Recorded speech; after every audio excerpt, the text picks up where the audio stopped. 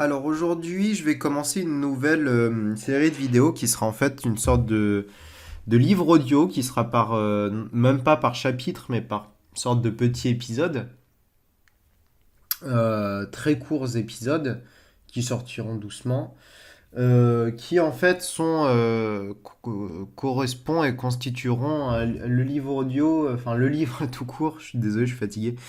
Voilà, une histoire que je suis en train d'écrire depuis maintenant un petit moment et sur laquelle j'avance petit bout par petit bout. Et donc, je vous ferai une sorte de livre audio sur ces petits bouts. Parfois, je lui disais, tu es étrange aujourd'hui, il doit y avoir quelque chose de mal. Mais j'avais fini par abandonner cette idée. Il était étrange chaque jour d'une manière différente. C'est qu'il devait y avoir chaque jour quelque chose de mal, je suppose. Mais avec lui, difficile de savoir. Tout semblait lui être égal. Tout était d'une égale banalité, car d'une égale nécessité. À présent que tout cela a fini, je crois lui reconnaître un certain fatalisme. Tout ce qui est se doit d'être, semble-t-il penser. Même lorsqu'il semblait s'indigner de quelque chose, il n'y tenait pas vraiment, et ses humeurs retombaient aussi promptement qu'elles étaient apparues.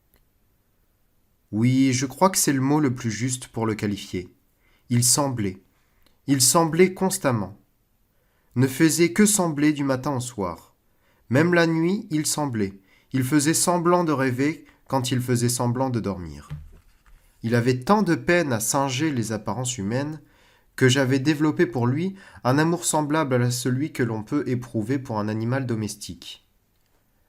Avec Kader, nous mettions une grande créativité à paraître différent, à briser ce que le gros Alphonse appelait les règles bourgeoises, en crachant sur le pavé de la rue des Tuilières.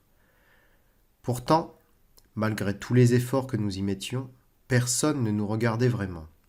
Nous étions de simples éléments de décor, pendant que les autres jouaient la mascarade au premier plan. C'est comme ça que meurent les civilisations dans les mythes et les histoires d'autrefois. Les hommes arrêtent de se voir, et soudain, comme si la réalité suivait leurs pensées, ils disparaissent. Cette idée donnait un but à notre cause. Nous ne faisions pas que nous battre dans le vent comme les autres. Non, nous avions de lourdes responsabilités. Nous devions protéger la civilisation d'elle-même. Et ça donnait cet air grave au regard qu'on faisait aux passants. Un peu comme les yeux que font les curés aux pêcheurs qu'ils surprennent au hasard d'une ruelle. Il faisait chaud ce soir-là, sur les toits de la ville. Les lampadaires dormaient encore, mais les grillons sortaient de leur nid dans la pénombre du ciel noir. Un ricard à la main, nous étions comme entre deux mondes. Le peuple du jour n'était pas encore rentré, le peuple de la nuit était déjà sorti. Et ces deux peuplades se croisaient comme pour la première fois. Le vent soufflait un peu dans ma chemise en lin, comme s'il se souciait de moi. On aurait dit Tanger. Les gens sortaient sur les terrasses qui souriaient aux passants. Nous avons passé le début de la soirée à regarder la ville en buvant un mauvais vin. Alphonse est arrivé en riant, accompagné par Mathilde. Il racontait comment Mathieu avait volé la casquette de l'arrogant préfet Louage, et comment il avait passé la journée au trou après ça. Kader partit d'un lent rire satisfait, avec, entre ses dents, quelque chose de cruel. Ton fils fera un sacré dissident.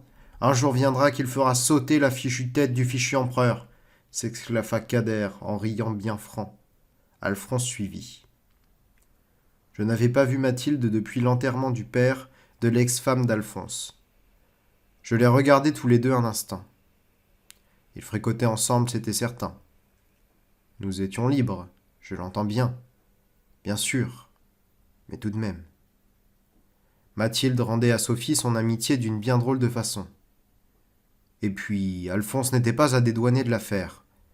Il devait la fréquenter devant son fils, ça ne faisait aucun doute.